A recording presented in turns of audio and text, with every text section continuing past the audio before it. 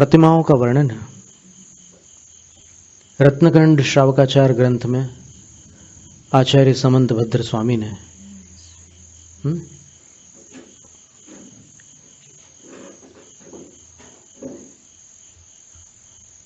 अंत में जो 11 पदों का वर्णन किया है, उसमें से अभी कौन सा चल रहा था? तीसरा स्थान चल रहा था, सामायिक, है ना। नमः श्री वर्धमानाय निर्धूत कलिलात्मने सालोकानां त्रिलोकानां यद्विद्या दर्पणायते।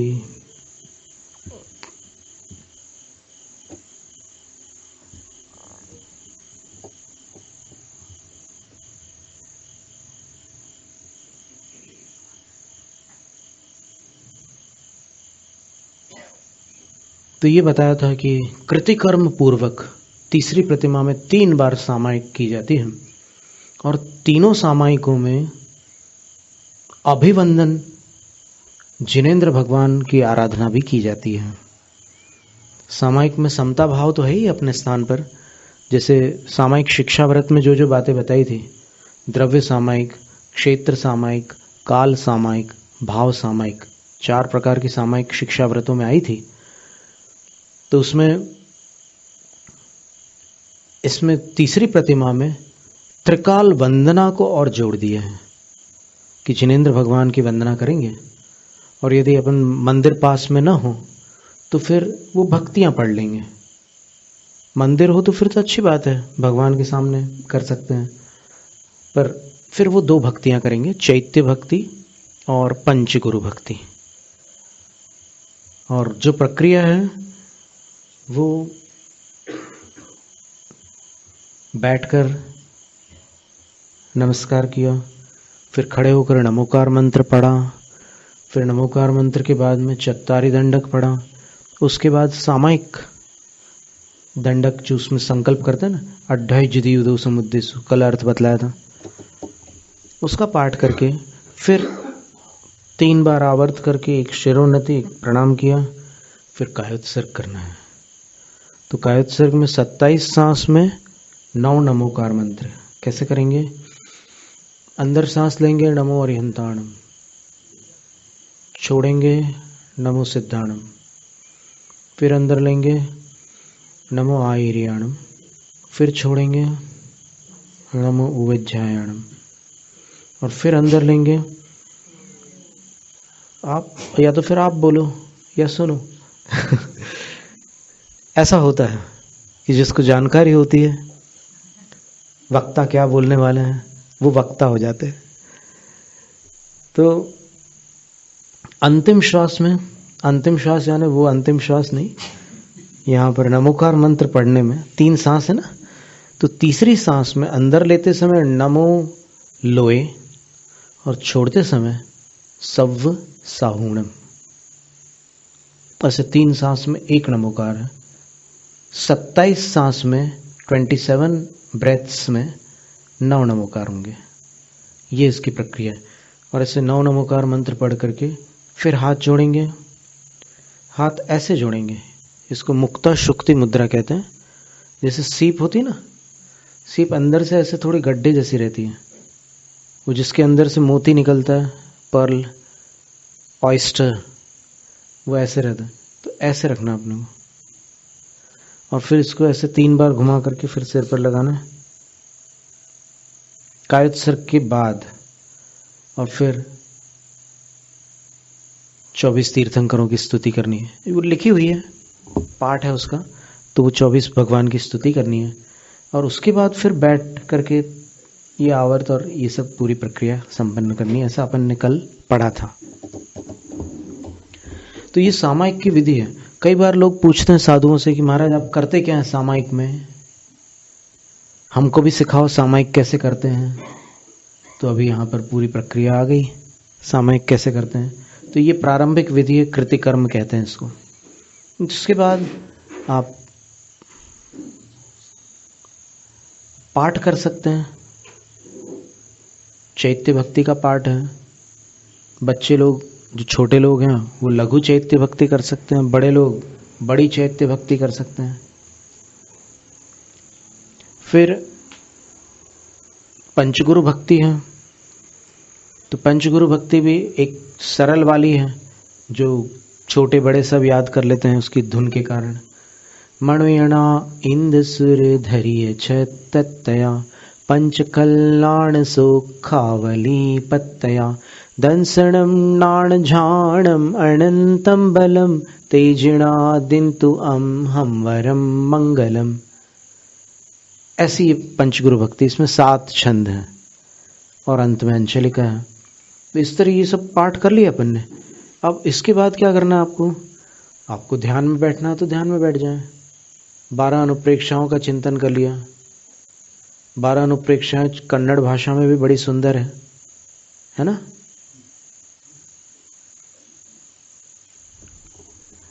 धर्मस्थल में बता रहे थे लोग कि कन्नड़ भाषा की भी 12 अनुप्रेक्षाएं हैं और बहुत लोग जानते हैं उसको, तो वो भी बड़ी सुंदर है। अगर आपकी जानकारी में ना हो तो फिर वो कहीं से खोजने से आपको मिल जाएगी। यहाँ पर 12 अनुप्रेक्षाएं, तो 12 अनुप्रेक्षाएं पढ़ ली। या फिर और भी पाठ होते हैं, सामायिक पाठ है, फिर मालाएं भी है। नमोकार मंत्र की माला कर ली। नमोकार मंत्र की माला श्वासोच्छ्वास से करना हो तो धीमे धीमे श्वासोच्छ्वास से भी कर सकते हैं। एक स्वस्थ मनुष्य 1 मिनट के अंदर 12 से 18 बार सांस लेता है।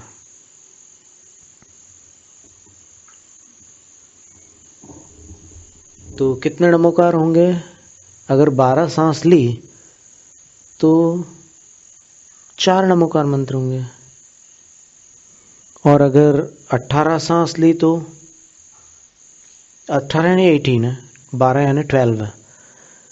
तो ये अगर आपको हिंदी नहीं समझ में आती तो फिर इंग्लिश में ऐसा बोल सकते हैं कि if you breathe 12 times per minute then you can recite Namokar mantra mentally 4 times. And if you breathe 18 times per minute, then you can recite Namokar mantra 18 divided by 3, that is 6. So 6 times you can recite Namokar mantra. And then again, you have to recite 3 times more so that the counting comes to 9. 3 बार और करना है। आपने 6 बार कर लिया 3-3 सांस करके, तो 6 तिया 18, और फिर 3 और भी बाकी है। अभी नमोकार मंत्र 9 पढ़ेंगे ना आप, तो 3 बार और करना हो तो फिर आपको कितना टाइम लगेगा?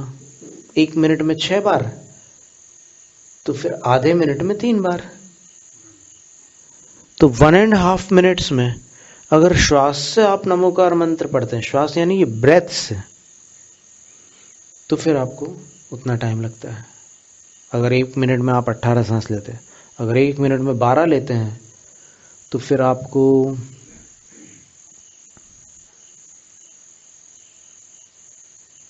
2 मिनट में 8 बार नमोकार मंत्र पढ़ोगे ना।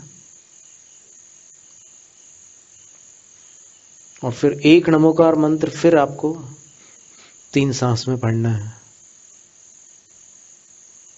और 12 ले रहे हैं तो फिर 15 सेकंड और लग जाएंगे। तो 2.25 मिनट में 2 minutes 15 seconds will be required for 9 Namokar मंत्र चैंट्स। तो जो भी है, पूरी माला अगर आप करेंगे धीमे धीमे, एक बार हमने बहुत ही स्लो मोशन में करी थी वो माला, तो फिर हमें मतलब ऑलमोस्ट 1.5 hours लग गए थे श्वास से करते करते। एक माला करने में 1.5 घंटे लग गए थे, और क्या आनंद आता है वो। अगर आप लोगों में से कोई करो कभी, तो फिर हमें बताना कि कैसा लगता है। एकदम सब दुनिया को भूल जाओ, केवल नमोकार मंत्र की एक माला करनी है, और वो एक माला आप बिल्कुल इत्मीनान से peacefully you can do one mala. You know, mala means 108 beats. So, fully relaxed and breathing, not sleeping, with full interest. Where there is interest, there cannot be any sleep. And you get drowsy and sleepy when your interest just deviates from that place. आपकी रुचि होती है तो नींद नहीं आती. अब पढ़ने को कहो बच्चे से तो फिर सोता है. और कोई क्रिकेट का वो प्रोग्राम आ रहा हो कहीं पर टीवी पे तो फिर रात को 12-12 बजे तक के जाग जाता है. क्या मतलब है? रुचि की बात है. तो इस तरह ये सामायिक की चर्चा थी.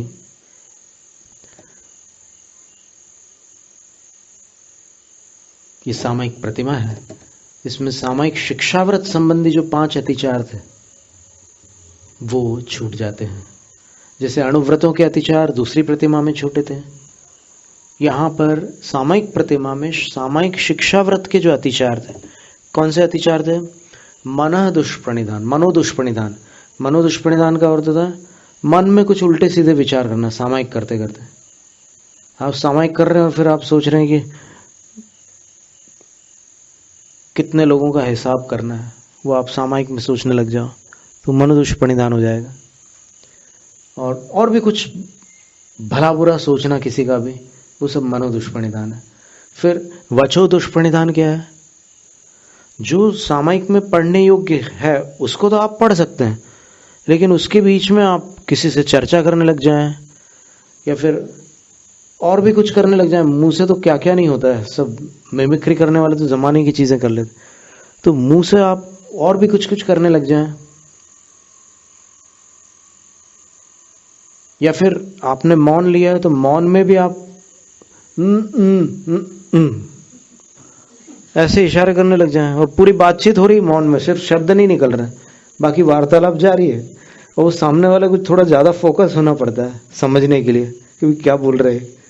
फिर कभी कभी तो लोग तंग आ जाते हैं, बोलते कि कुछ समझ में नहीं आ रहा मेरे, सामायिक कर ले फिर बात कर, ऐसा बोलते हैं. एक बार पंडित जगन मोहन लाल शास्त्री जी कटनी में ऐसे सामायिक करने बैठे थे मानस स्तंभ के नीचे, और उस समय कोई उनके परिचित आ गए, कोई ब्रह्मचारी जी या पंडित जी, तो उनसे चर्चा करने लग गए वो. तो फिर उनकी जो नातन थी, ग्रैंड डॉटर, उसने क्या किया, ऐसे उनके हाथ से माला ले ली और बोलती है कि बब्बा तुम सामायिक तो कर नहीं रहे, बोले बातें कर रहे हो सामायिक से, हम माला तब ही दे हैं जब तुम सामायिक करो. तो फिर पंडित जी ने हमें बताई वो घटना कि देखो कभी कभी बच्चे लोग अच्छा सबक सिखा जाते हैं, अपन अतिचार करते थे.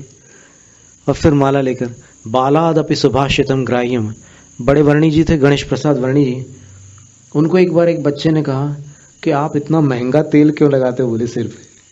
वर्णी जी से बोला उसने, आप जितना तेल लगाते हो ना, उतने तेल, इतना महंगा तेल आप लगाते हो, उतने तेल में तो माने किसी की रोटी हो जाएगी, किसी बच्चे, किसी भूखे को भोजन मिल जाएगा.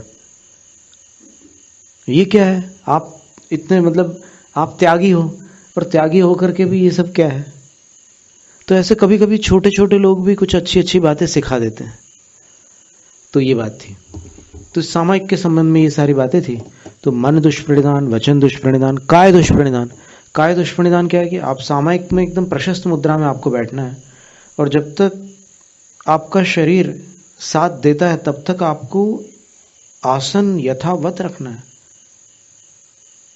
अब आप सामायिक करते करते यहां से वहां खिसक जाओ, या फिर ये ऐसे उंगलियां चटकाने लग जाओ, और ऐसे अंगड़ाइयां लेने लग जाओ, और कुछ भी करने लग जाओ शरीर से,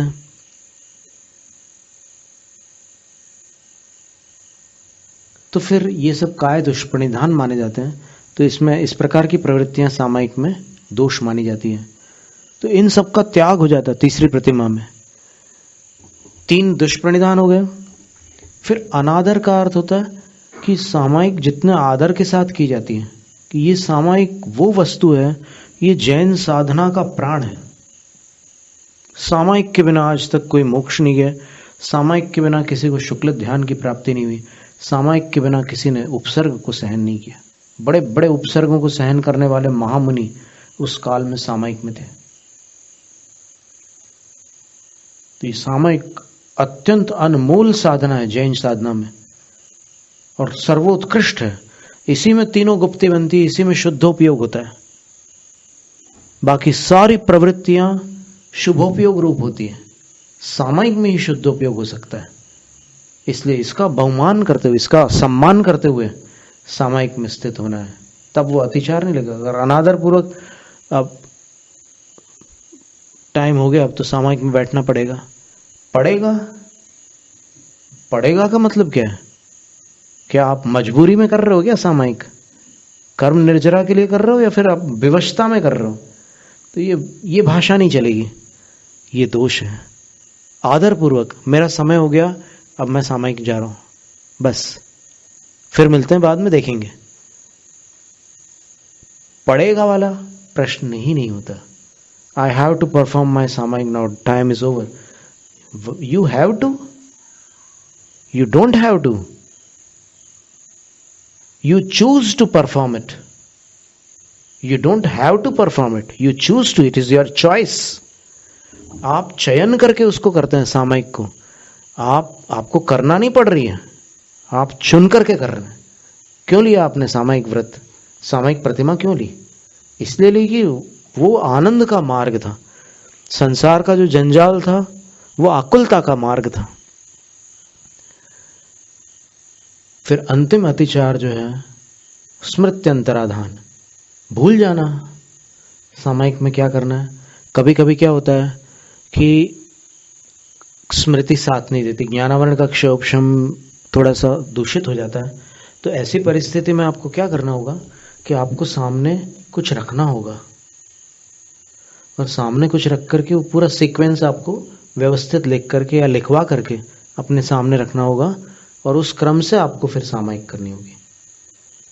अब क्या है कि सबकी याददाश्त एक जैसी नहीं होती ना, कुछ लोगों को याद नहीं रह पाता, कोई बात नहीं, मार्ग है तो उसके लिए फिर आप लिख करके व्यवस्थित करके फिर कर लीजिए। कुछ दिनों का अभ्यास करते करते फिर वो अभ्यास में आ जाने से अपनी आदत होती है और संस्कार पड़ जाते हैं, और संस्कार पड़ जाने से फिर वो चीज़ एक क्रम में आ जाती है। और उसको करते समय अगर शुरू में आप सम्मान पूर्वक प्रारंभ करेंगे तो फिर आनंद पूर्वक संपन्न होगी। और अगर आप ये सोचेंगे कि अब टाइम तो हो ही गया, बाद में बहुत सारे काम करने के, मुझे सामायिक का टाइम हो गया इसलिए वो काम छूट रहे हैं, तो अब जल्दी से सामायिक पूरी करके वो काम करूंगा, तो वो काम करूंगा सामायिक पूरी करके, ये लक्ष्य ही बिगड़ गया ना। काम छोड़कर सामायिक करूंगा, ये लक्ष्य तो श्रेष्ठ था, लेकिन सामायिक पूरी करके काम करूंगा, इस मतलब सामायिक को पूरी करने की उसको उतावली हो गई, तो अब शुद्धोपयोग या फिर वो निर्मल विशुद्धि और निर्जरा वाली स्थिति नहीं बनेगी, क्योंकि रुचि में हानि हो गई। इस तरह ये सामायिक प्रतिमा का वर्णन था। सामायिक प्रतिमा में 9 देवताओं की भी आराधना की जाती है। वसुनंदी श्रावकाचार्य में एक गाथा आती है, जिणवर्ण धम्म चीय परमीठी जिणालयाण निचंपी जम मंदड़ंती आलम कीरई सामायियम तंखु। जिनेन्द्र भगवान की वाणी, जिन धर्म, जिन चैत्य, पंच परमेष्ठी और जिनालय, हो गए पूरे 9। फिर से बताएं, जिन वाणी, जिन धर्म, जिन चैत्य, जिनालय, ये 4, और 5 परमेष्ठी, ये 9 देव हो गए। तो इनकी जो 3 काल वंदना करते हैं उनकी सामयिक प्रतिमा होती है। यानी सामयिक प्रतिमा में ये नियम हो जाता है कि 3 बार जिनेन्द्र भगवान आदि जो 9 देव हैं उनकी वंदना करेंगे।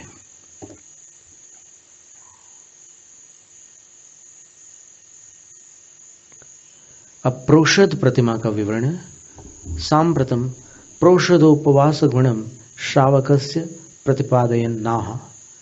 अब इस समय श्रावक का जो प्रोषदोपवास नाम का गुण है, यानी चौथा स्थान है, उसको प्रतिपादित करते हुए आचार्य समंतभद्र स्वामी कहते हैं, पर्वदिनेषु चतुर्ष्वपि मासे मासे स्वशक्ति मनिगुह्य प्रोषद नियम विधायी प्रणितिपर प्रोषधानशनः। 4 पर्व के दिन आते हैं प्रत्येक माह में। पर्व के दिन कितने आते हैं? 4। कृष्ण पक्ष और शुक्ल पक्ष से 2 पक्ष होते हैं एक माह में, और दोनों पक्षों में एक अष्टमी होती है, दोनों पक्षों में एक चतुर्दशी होती है। तो 2 अष्टमी और 2 चतुर्दशी हो गई, तो कुल कितनी हुई? 4। तो इन 4 पर्व के दिनों में, पर्व के 4 दिनों में माह से प्रत्येक माह में स्वशक्तिम अनिगुह्य, अपनी शक्ति को न छुपाकर, प्रोषध नियम विधायी, प्रोषध को नियम से करने वाला जो श्रावक होता है, हर अष्टमी और चतुर्दशी को प्रोषध का नियम करने वाला प्रणिधि पर है और धर्म ध्यान में तत्पर रहता है। ऐसा नहीं कि अब उपवास किया है तो टाइम कैसे पास करें, चलो टीवी में कुछ देख लेते हैं प्रोग्राम, बढ़िया समय निकल जाएगा। तो मन को वहां विषयों में न लगा करके, उपवास की परिभाषा क्या है मालूम है? कषाय विषय आहार त्यागो यत्र विधीयते उपवासः सविज्ञेयः शेषं लंघनकं विदुः। बोले कि जिस प्रक्रिया में कषाय का त्याग करते हैं, यानी क्रोध वगैरह नहीं करते हैं, और क्या क्या नहीं करते हैं, तो भोजन नहीं लेते हैं, और क्या क्या नहीं करते हैं, बोले सुखों का भोग भी नहीं करते हैं, इंद्रिय सुखों के जो साधन होते हैं उनको भोगते भी नहीं हैं। तो जब ये तीनों का त्याग कर देते हैं तो उसको उपवास कहते हैं। और अगर नहीं करते, मात्र भोजन छोड़ते हैं, तो फिर उसको लंघन कहते हैं। लंघन का मतलब क्या होता है? वैद्य जी कहते हैं कि आज तुमको कुछ नहीं खाना है, या फिर डॉक्टर कहता है कि ऑपरेशन है तो फिर कुछ खाना पीना मत, खाली पेट आना, वो लंघन कहलाता है। तो यहां पर क्या है कि तीनों का त्याग, कषायों का त्याग, विषयों का त्याग और आहार का त्याग, ये उपवास है। तो ये प्रोषधानशना, ये तीसरी प्रतिमा है, प्रोषध प्रतिमा।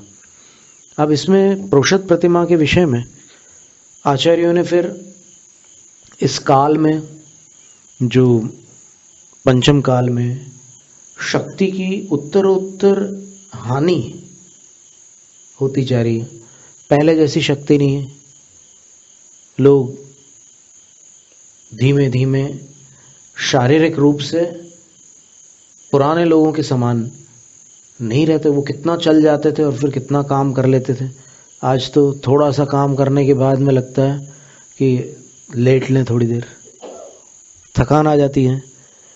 तो फिर उसको देख करके फिर आचार्यों ने और भी कुछ रास्ते बताए हैं। कौन से रास्ते बताए हैं वो हम आपके सामने रखते हैं।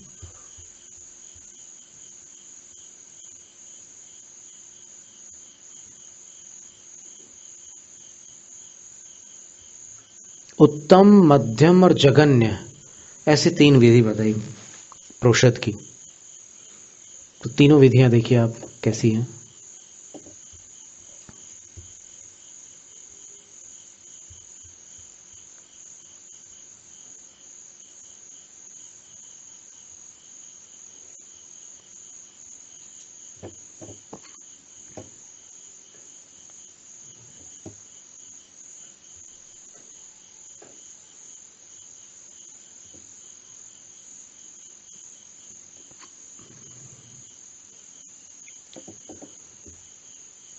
कांजी का आहार।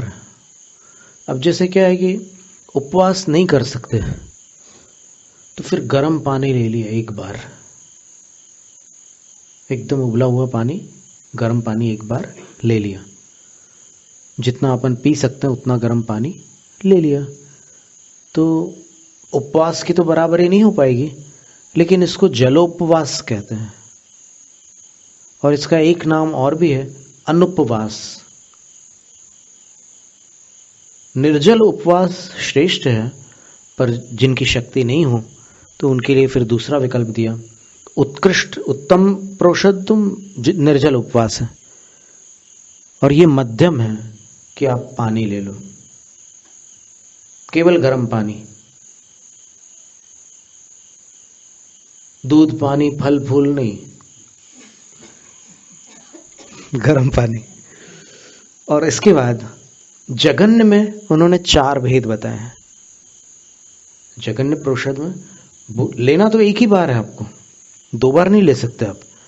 अष्टमी चतुर्दशी को एक बार से अधिक का सोचना ही नहीं है, पर उसमें 4 भेद बताए उन्होंने। कांजी का आहार, आयम्बिल, नीरस और एकस्थान।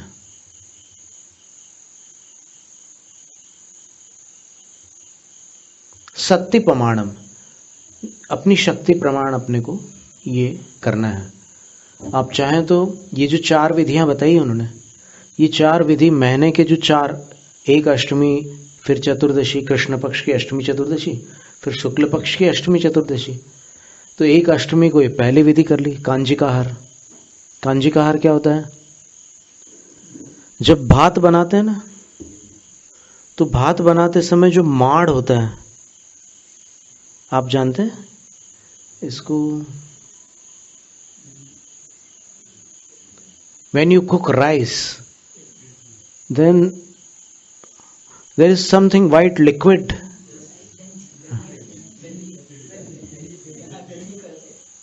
यहाँ गंजी कहते हैं, ठीक है, वो कांजी का रखे, कांजिक को गंजी कह दिया, ठीक है।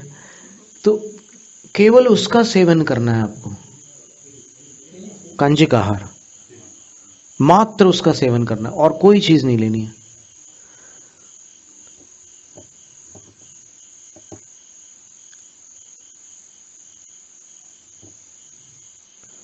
फिर आचाम्ल, दूसरा भेद जो है आचाम्ल है, उसको प्राकृत में आयम्बिल कहते हैं। और आयम्बिल का अर्थ यहां पर जो लिखा है, मात्र दाल का पानी, उबली सब्जी का पानी अथवा इमली का पानी आदि होता है, ये आचाम्ल। और भी इसके विषय में जो जानकारी शास्त्रों में है उसको अपन संग्रहित करके और समझ सकते हैं इसको, ये क्या चीज है आचाम्ल। फिर तीसरा जो विकल्प है वो नीरस आहार है। नीरस आहार का अर्थ होता है कि उस दिन अपन दूध भी नहीं लेंगे, दही छाछ भी नहीं लेंगे, नमक भी नहीं लेंगे, बूरा शक्कर भी नहीं लेंगे, और घी और तेल भी नहीं लेंगे। 6 रसों का पूर्ण त्याग रहेगा उस दिन, और बाकी भोजन ले लेंगे एक बार। कभी आपने किया ऐसा? पर ये सारे एक्सपेरिमेंट सुनने में कितना सुंदर लगता है ना, डरावने लगते होंगे कुछ लोगों को जो ज्यादा लोभी है भोजन से ज्यादा प्रीति है जिनको, उनको डर लगता होगा, लेकिन नहीं, ये प्रयोग करने योग्य। जब कोई कठिन चीज अपने सामने आती है करने योग्य, तो फिर जो वीर लोग होते हैं उनके अंदर उत्साह जागृत होता है, और जो कायर होते हैं वो सोचते, हाथ जोड़ते हैं कि भाई मेरे जीवन में ऐसा मौका ना पड़े, ऐसी स्थिति होती है। तो ये नीरस आहार मतलब 6 रसों को त्याग करके आहार लेना है, 6 रसों को, तब वो प्रोषद कहलाएगा। और अंतिम जो है वो ये एक स्थान। एक स्थान का अर्थ होता है अष्टमी चतुर्दशी को एक बार जो भोजन परोसा गया है बस वही लेना है। अब किसी को मालूम हो, आपके पहचान वालों को, कि भाई एक बार में ही लेना है इनको, तो वो अच्छा मात्रा में आपको जितना आवश्यक है उतना परोस सकता है। इसमें कोई दूसरी शर्त नहीं है, रस त्याग आदि की कोई शर्त नहीं है। एक बार में मान लो 5 रोटी रख दी किसी ने, या 2 रोटी रख दी, या 1 डोसा रख दिया, या कुछ भी, तो वो एक बार में जितना रखा है उससे अधिक ले ही नहीं सकते आप, उतना ही लेना है आपको, चाहे उनोदर हो जाए, कुछ भी हो जाए, वो आपका ये चौथा विकल्प है प्रोषद का। और काम तो चलेगा आपका, भूखे रहने से तो something is better than nothing, वो स्थिति है। कुछ खाली पेट से बेहतर तो थोड़ा बहुत अंदर चला गया है, उसमें काम चलेगा। तो इस तरह ये प्रोषद के 3 भेद किए, कौन से? उत्तम, मध्यम, जघन्य। उत्तम में क्या करना होता है? उत्तम प्रोषद में निर्जल उपवास। गर्म पानी अभी इतने जल्दी मत आओ, वो सेकंड नंबर पर है। मध्यम प्रोषद में गर्म पानी लेना है। और जगन्य में ये 4 भेद किए हैं। 4 भेदों में पहला क्या है? कांजिक आहार, वो भात का जो बनता है ना पानी, उसको कैसे, उसकी क्या प्रक्रिया हमें जानकारी भी नहीं है, लेकिन हमने लिया हुआ है, कई बार हमने लिया हुआ है कांजिक आहार, बहुत बार किया हुआ है हमने। केवल भात का माड़ लेना है, ऐसा लिखा है हिंदी में।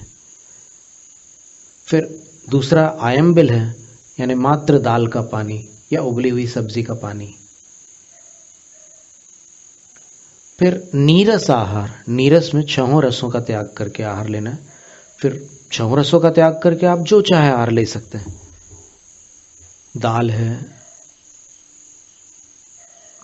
भात है, सब्जियां हैं और रोटी है। डोसा, नीर डोसा वगैरह में घी डालना ही पड़ता है क्या, या उसके बिना भी बन जाता है? तो घी अगर डालना पड़ता है तो फिर वो आउट हो जाएगा उस दिन वो नहीं चल सकता, क्योंकि नीरस लेना है आपको तो बिना घी के ही लेना होगा, उसके अलावा तो नहीं चल सकता। तो जो लोग बनाते हैं उनको पता होगा, डालना ही पड़ता है, उसके बिना नहीं चलता। तेल डाला तो तेल भी नहीं चलता, वो तो सवाल ही नहीं उठता। 6 रस का त्याग है तो फिर तेल कहाँ से छूट हो जाएगी उसकी? घी तेल सब छूट जाता है। तो ऐसी जो भी वस्तुएं बिना उसके बन जाती हो, उस दिन पायस में खीर भी नहीं चलेगी, क्योंकि दूध होता है उसमें। छाछ से बनी हुई वस्तुएं भी नहीं चलेंगी, घी से बनी हुई वस्तु, नमक, बूरा, ये कुछ भी नहीं चलेगा। एकदम सिंपल नीरस आहार लेना। और क्या होता है कि इसका अगर आप अभ्यास करो ना, तो एक व्रत, बहुत सुंदर व्रत है। चैत्र माह में उसको प्रारंभ करना होता है। एक व्रत होता है, षड्रसी व्रत बोलते हैं उसको। और उस व्रत में विशेषता ये होती है कि आपको 1-1 महीने के लिए 1-1 रस को छोड़ना है, और भादों में वो पूरा हो जाता है पूर्णिमा को। जैसे आपके पर्युषण पूरे हुए हैं, जो दशलक्षणी पर्व है, तो वैसे ही वो 6 महीने पूरे हो जाते हैं। चैत्र माह में प्रारंभ करेंगे आप, 1 महीने तक, पूर्णिमा तक 1 रस का त्याग। फिर वैशाख में 1 रस का त्याग। फिर वैशाख के बाद ज्येष्ठ में 1 रस का त्याग। फिर आषाढ़ में 1 रस का त्याग। फिर श्रावण में 1 रस का त्याग। और फिर भादों में 1 रस का त्याग। जिनको करना है कर सकते हैं। कुछ हमारे विद्यार्थियों ने किया था, तो फिर उनको नमक के समय थोड़ी सी तकलीफ हुई थी। पर क्या है कि अगर कोई ऐसे समय पर कर ले, कई बार क्या होता है कि इतना अपन आदी हो जाते हैं कि करना कठिन पड़ता है। लेकिन जब तक आदत नहीं पड़ी है, तब तक अगर ये सब प्रैक्टिस कर ले। बहुत छोटे छोटे बच्चे लोग मोक्ष सप्तमी का व्रत करते हैं, हर साल एक उपवास करते, 7 साल तक के उनकी वो विधि चलती है। अनंत चतुर्दशी का भी बहुत से लोग करते हैं। रवि व्रत कितने लोग करते हैं।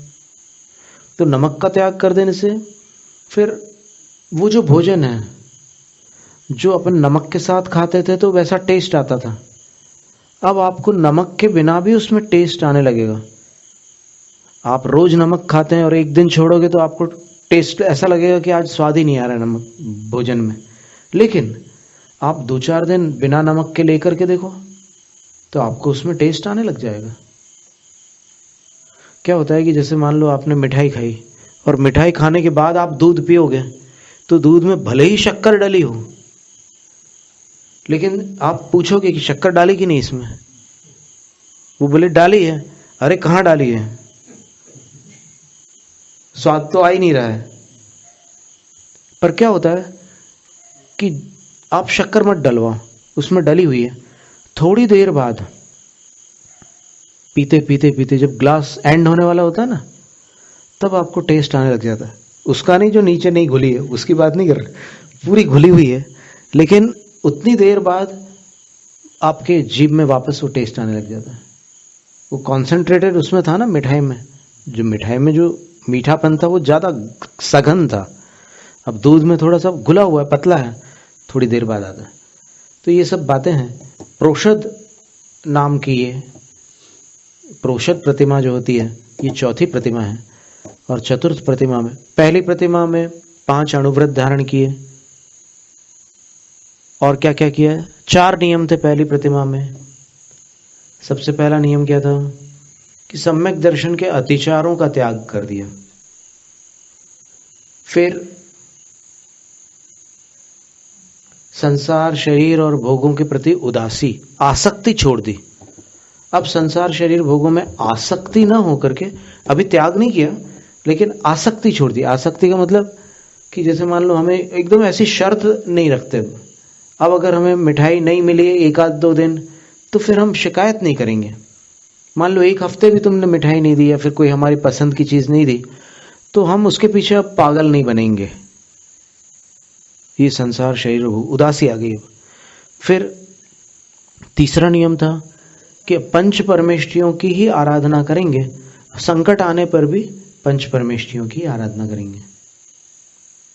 पहले क्या था, जब तक सम्यक दृष्टि थे लेकिन व्रती नहीं थे, अणुव्रत धारण नहीं किए थे, तब तक क्या था कि कभी कभी जैन देवों से भी मदद ले लेते थे। कभी कोई संकट हो तो उनसे भी मदद ले लेते थे, लेकिन अब अपने संकट के लिए उनसे मदद नहीं लेंगे। फिर अंतिम नियम क्या था पहली प्रतिमा का कि हम 5 अणुव्रतों को पालेंगे, भले उसमें त्रुटियां हों लेकिन 5 अणुव्रतों का हम संकल्प करेंगे। हिंसा, झूठ, चोरी, कुशील और परिग्रह का त्याग करेंगे, तब वो पहली प्रतिमा होती है। फिर दूसरी प्रतिमा में क्या होता है, अब ये 5 अणुव्रत जो थे उसमें अतिचार लगते थे, दूसरी प्रतिमा में उनका त्याग कर देना। अतिचारों का मतलब अणुव्रतों में जो दोष होते हैं उसका त्याग कर देना। फिर इसके बाद शिक्षाव्रत, गुणव्रत और शिक्षाव्रतों को और धारण कर लेना है दूसरी प्रतिमा में। शल्य रहित हो जाना है, कोई शल्य नहीं रखना। तीसरी प्रतिमा में सामायिक 3 बार, दूसरी प्रतिमा में 2 बार सामायिक थी, सुबह और शाम। अब तीसरी में सुबह, दोपहर, शाम 3 बार सामायिक कर दी। चौथी में ये प्रोषद कर लिया, अष्टमी, चतुर्दशी, बस कृष्ण पक्ष और शुक्ल पक्ष 4 दिनों का हिसाब है प्रोषद उपवास का। तो उपवास की शक्ति हो तो उपवास, जल ले सको तो जल, और फिर ये 4 जो बाकी एकाशन के 4 भेद किए हैं तो 4 बार 4 ऐसे कर लिया। और अगर इतनी शक्ति भी ना हो तो फिर एकाशन में एक स्थान वाला जो विकल्प है कि एक बार जितना परोसा जा रहा है आप भोजन पर बैठने से पहले उनको बता दो। इसमें ये तो नहीं लिखा कि किसी को बताना मत, चुपचाप करना, ऐसा तो नहीं लिखा है। इसमें तो ऐसा आप बता सकते हैं कि हम एक बार परसोगे वही लेंगे, फिर दोबारा हम नहीं लेंगे। तो आपको अभी जितना परोसना है परोस दीजिए, तो फिर वो सामने वाले अपने विवेक से परोस देंगे। और अगर भूल जाते हैं तो फिर ऐसा समझना कि मेरे कर्म का उदय है। जैसे साधु को कभी अंतराय आ जाता तो फिर वो समझ लेते हैं कि कर्म का उदय है, अब क्या इनको क्या दोष देना। अब सचित विरत प्रतिमा जो है 5वीं, उसका विवरण आगामी सत्र में होगा। आज इतना ही रखते हैं। जैनम जयतु शासनम।